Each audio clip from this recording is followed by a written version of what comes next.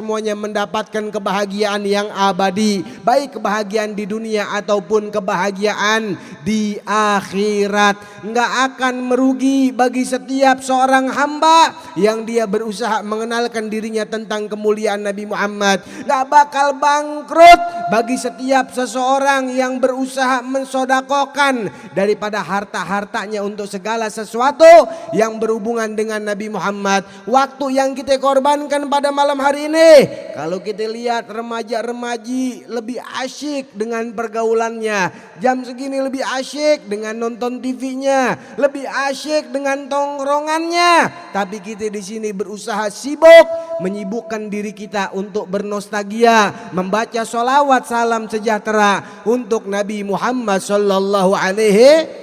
Semakin banyak lisan kita menyebut nama Nabi, semakin banyak lidah kita memanggil-manggil nama Nabi. Demi Allah, nanti di hari kiamat gantian Nabi yang akan memanggil kita, Nabi yang akan menyebut nama kita. Fulan bin Fulan mana yang waktu malam Sabtu di dunia baca sholawat? Fulan bin Fulan mana yang setiap malam Sabtu dia ngucapin salam sejahtera buat saya?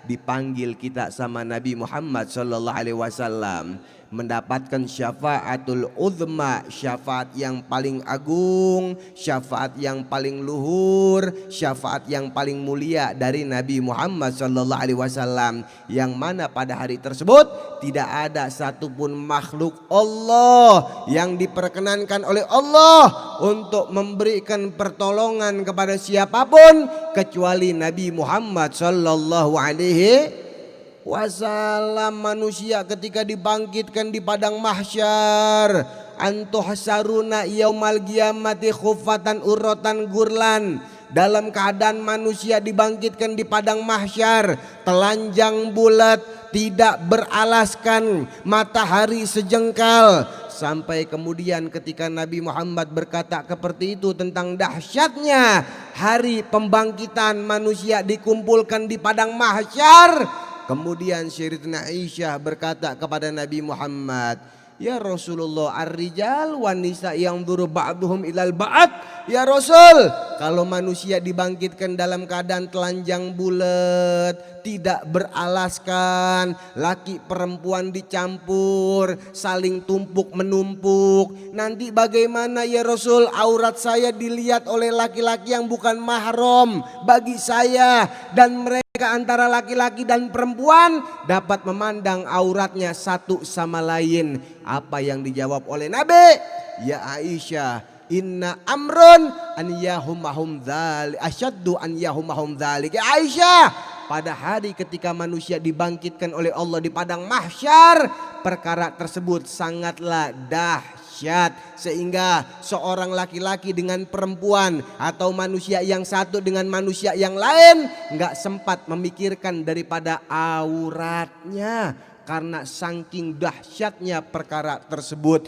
Dijemur di padang mahsyar dengan matahari sejengkal, telanjang bulat ribuan tahun. Nah, kita semuanya lari cari Nabi Adam alaihissalam. Ribuan tahun kita mencari Nabi Adam, minta pertolongan. Ya Adam, anta awwalu khalqin nas, anta abana. Adam, engkau ini adalah manusia yang pertama kali diciptakan, engkau bapak kami semuanya. Isfa' lana ya Adam, berikan pertolongan untuk kami wahai Adam. Apa yang dijawab oleh Nabi Adam? Nafsi, nafsi, sendiri-sendiri. Hari ini saya pun sedang sibuk memikirkan diri saya. Allah murka seperti ini karena lantaran tingkah laku kalian yang membuat Allah murka. Lari ke Nabi Musa ribuan tahun, jawaban Nabi Musa sama, nafsi-nafsi, sendiri-sendiri. Hari ini saya sedang memikirkan diri saya. Allah murka pada hari ini karena lantaran tingkah laku kalian yang menyebabkan Allah murka. Ke Nabi Isa jawabannya sama. Hanya satu makhluk Allah yang bisa menyelamatkan semua manusia yang ada di padang mahsyar, yaitu Nabi Muhammad sallallahu alaihi wasallam. Siapa yang pertama kali akan diselamatkan oleh Rasulullah? bukan orang-orang yang ahli sholat, bukan orang-orang yang ahli zakat, bukan orang-orang yang ahli sedekah, bukan orang-orang yang setiap tahun pergi haji.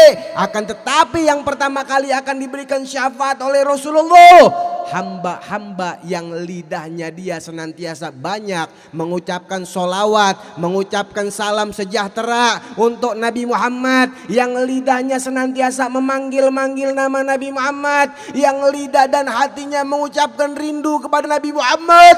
Mereka nanti yang akan pertama kali mendapatkan syafaat dari Nabi Muhammad sallallahu alaihi wasallam. Di akhirat kita bakal dipanggil oleh Nabi Muhammad berkat daripada wasilah kita setiap malam Sabtu duduk untuk membasahkan lidah kita membaca sholawat buat Nabi Muhammad. Apalagi akhir zaman, sayati 'alan nas sanawatul khadawa. Ntar bakal datang kata Nabi di akhir zaman tahun-tahun penuh dengan kedustaan. Sekarang kita lihat banyak nggak orang-orang dusta. Yusaddiqu fihal kadzib wa yukadzibu fihal shadiq. Orang-orang bohong yang suka dusta dibenerin, yang bener dianggap berdusta. Pemimpin yang amanah dikhianati, yang pengkhianat dianggap amanah. Dan nanti juga akan datang pemimpin yang bodoh, kata Nabi Muhammad sallallahu alaihi wasallam di akhir zaman. Kalau kita nggak berpegangan teguh dengan Nabi Muhammad, kita bakal bisa celaka. Rel Nabi, talinya Nabi yang bisa nyelamatin kita.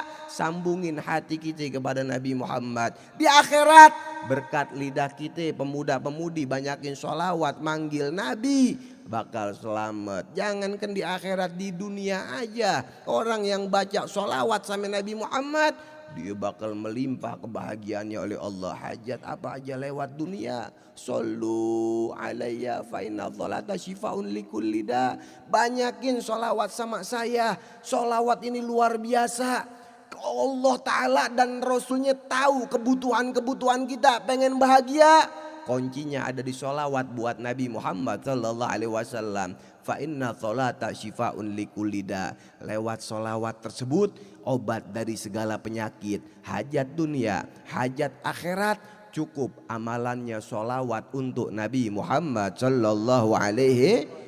Ma min ahadin yusallimu alayya illa radallaha alaiha ruhi hatta aroda alaiha salam. Tidaklah di antara seorang hamba yang dia mengucapkan salam kepada saya illa radallaha alaiha ruhi hatta aroda alaiha salam, kecuali Allah akan mengembalikan ruh ke dalam jasad saya yang ada di dalam kubur, hatta aroda alaihi salam, sampai saya menjawab daripada salamnya orang tersebut.